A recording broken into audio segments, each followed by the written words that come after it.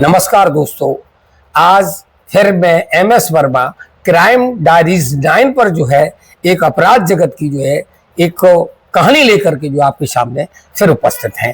तो आज की जो कहानी है वो उत्तर प्रदेश की है। उत्तर प्रदेश में एक जिला लगता है, उस जिले का नाम होता है मुजफ्फरनगर, और इस मुजफ्फरनगर जिले के अंतर्गत जो है एक थाना लगता है, उस थाने का नाम होता है खतौली। खतौली जो थाना है उसका एक गांव होता है, खतौली थाना क्षेत्र में जो गांव लगता है उसका नाम होता है भंगेला।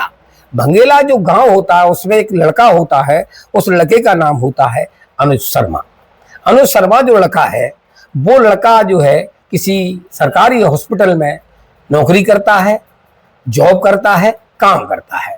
तो जब वो रात को वो समय आ जाता है 25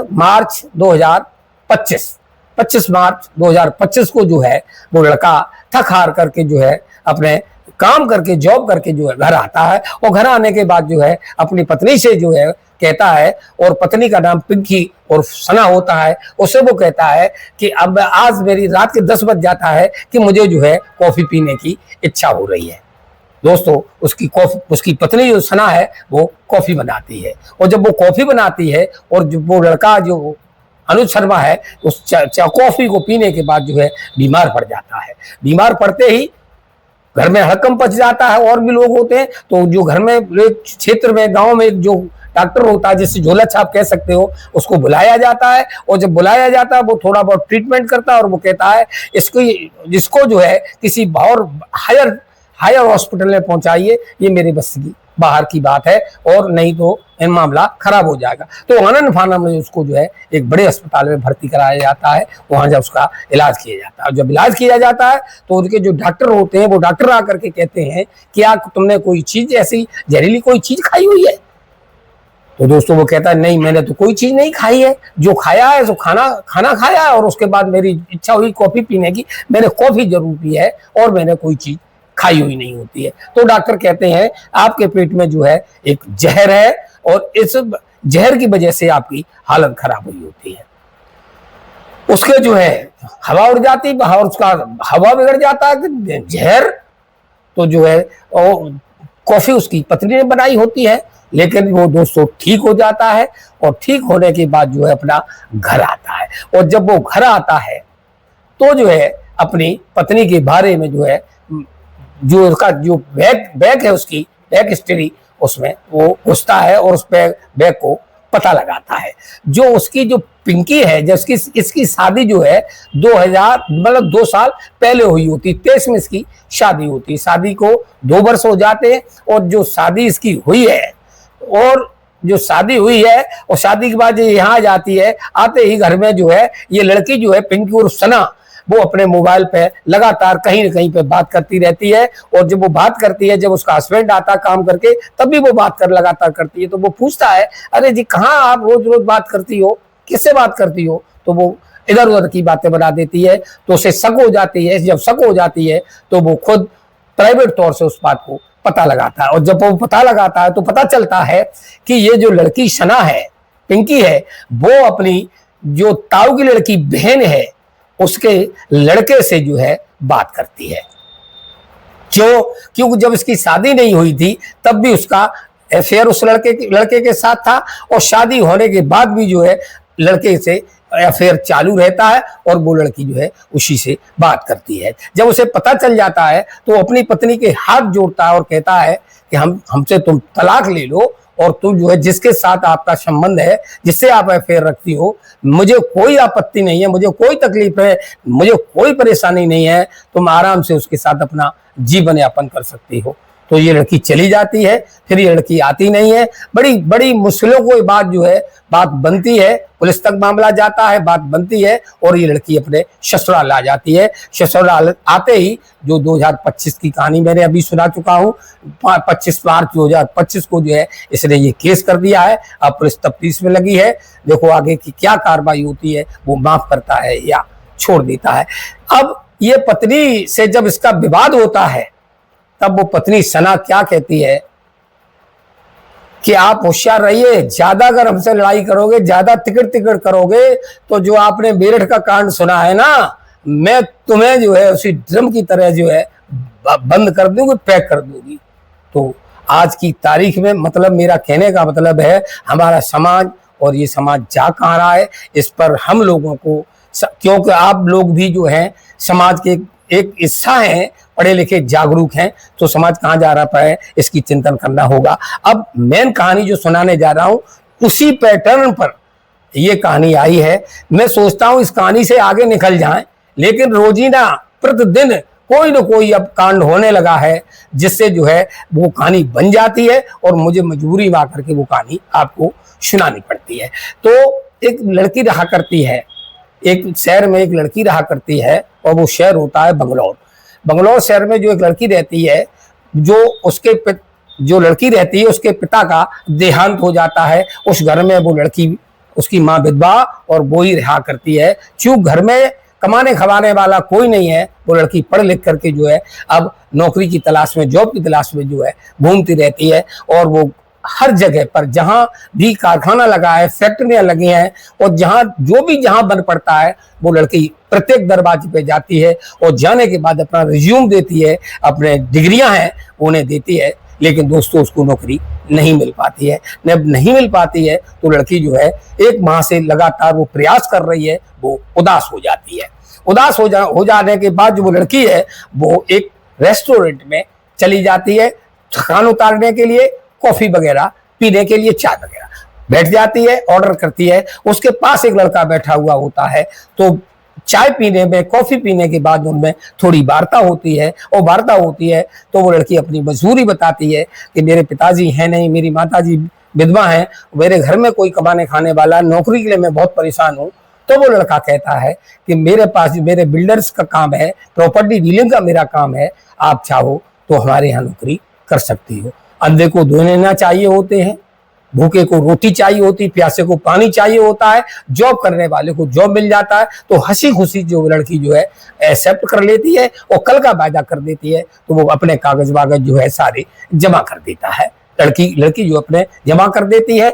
चूंकि लड़की खूबसूरत इतनी थी, जिस लड़का ने जो जॉब लगाया है उसकी नियत में थोड़ी खामी रहती है, तो वो नौकरी उसके साथ लग जाती है और वो लड़की काम करने लगती है। और जो लड़कियां हैं जो वास्तव में काम करना चाहती हैं, वो पूरी लगन, पूरी ईमानदारी और पूरी शिद्दत के साथ काम करती हैं। और वही भी लड़की जो है पूरी लगन, ईमानदारी से, शिष्टाचार, पूरी लगन से काम करती है।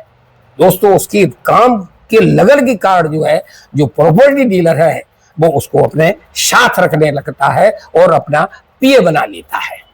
अब लड़की डायरी वारी लेकर के जो है ऑफिस में जाती, जहाँ का काम होता है, सारी जिम्मेवारी 100% जिम्मेवारी वो लड़का जो है इसके ऊपर डाल देता है। और जब इसके ऊपर जिम्मेवारी आ जाती है तो साथ रहते रहते जो है इनकी बातें होने लगती हैं, प्यार हो जाता है। चूंकि जो लड़का है उसकी उम्र जो है 37 साल है और जो लड़की है उसकी उम्र मात्र 19 साल है।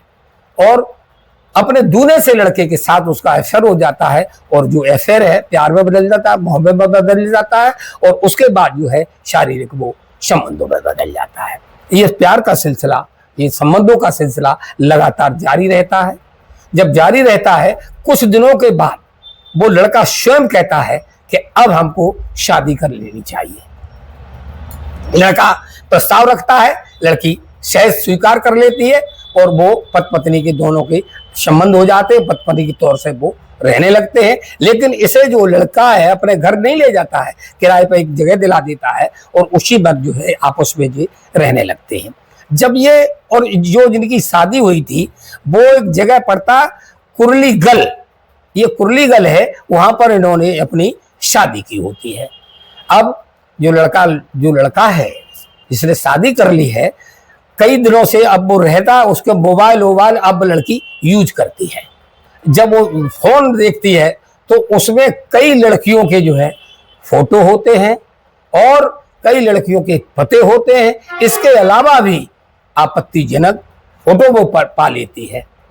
तो जब आपत्तिजनक फोटो पालती है तो इस संबंध में जो है पति के जो पत्नी का अधिकार होता है उस अधिकार के तौर से जब वो बात करती है तो पति को गुस्सा आ जाती है। क्यों? वो उसकी दुखती रग थी, और जब किसी भी आदमी की, किसी भी इंसान की दुखती रग जब छू जाती है तो उसे बेइंतहा दर्द होता है। तो उसको भी दर्द होता है, और दर्द होने के बाद जो है उनमें लड़ाई झगड़ा चालू हो जाता है।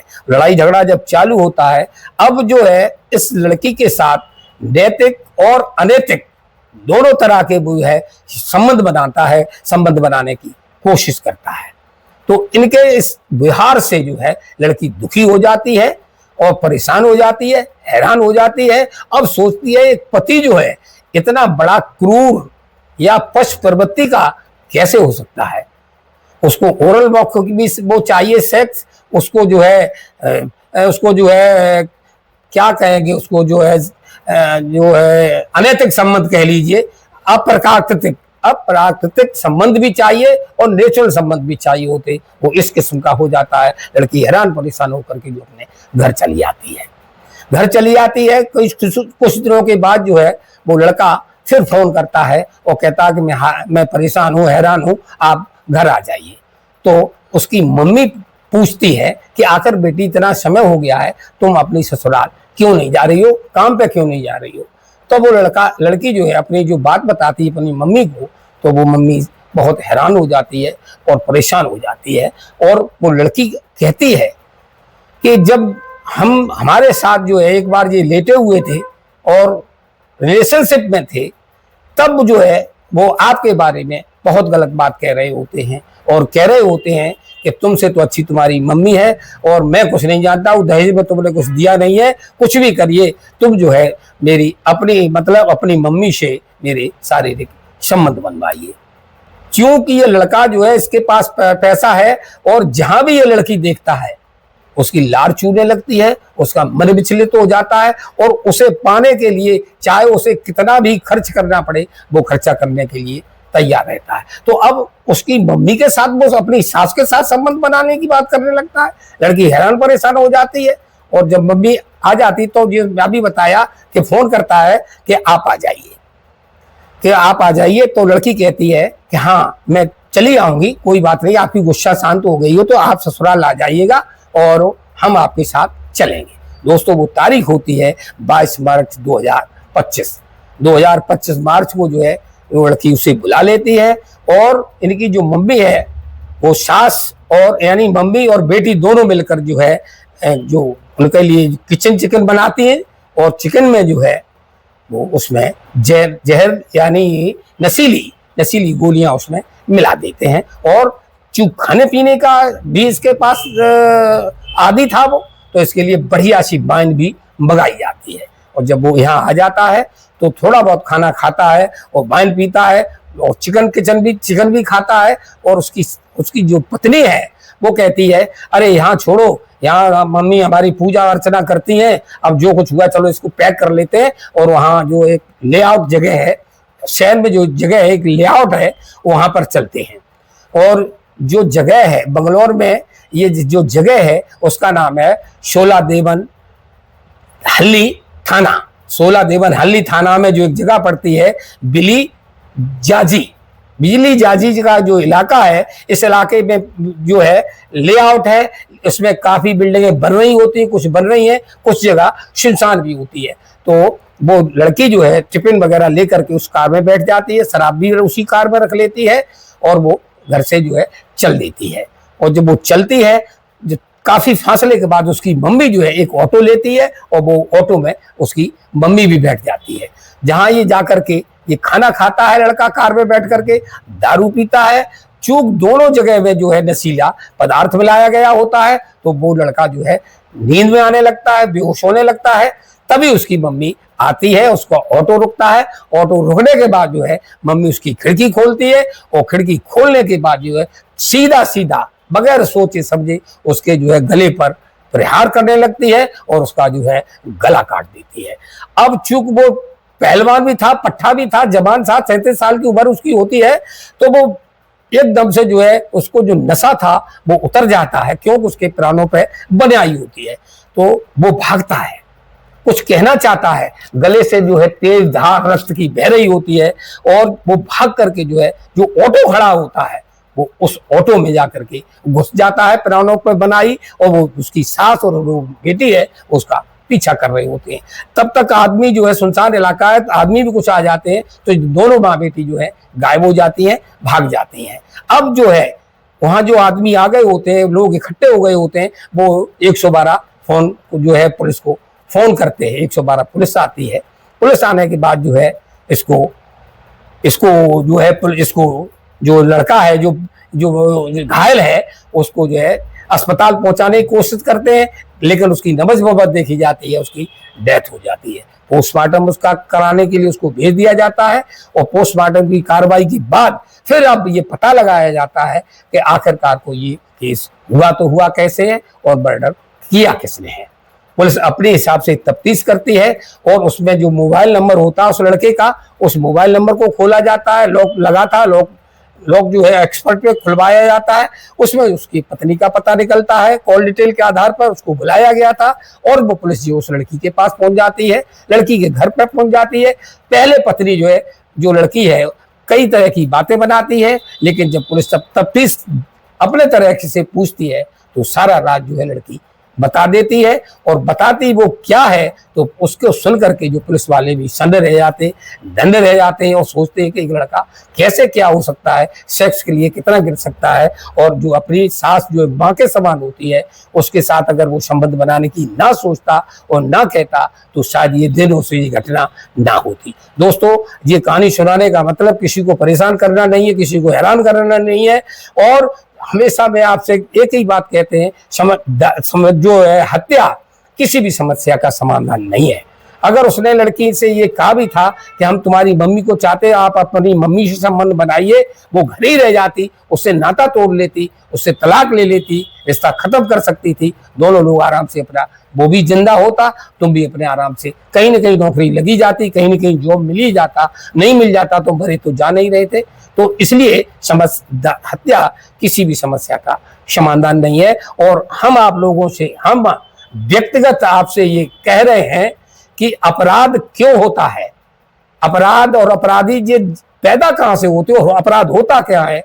तो आज हमारे एक व्यूअर्स थे, उसका नाम होता है अशोक क्रांतिकारी, वो जसवंतनगर जिला इटावा के रहने वाले होते हैं। उन्होंने लिख के दिया है कि सारी समस्या का जो जड़ है वो दारू है, क्योंकि शराब सुंदरी में आदमी मस्त हो जाता है, फिर उसे मौत भी दिखाई नहीं देती है, और जो काम शुद्ध दिमाग से नहीं हो सकता है वो दारू पी करके हो सकता है। आप लोग इस बात से कितने सहमत है, कमेंट में जरूर बताइएगा। नमस्कार, धन्यवाद।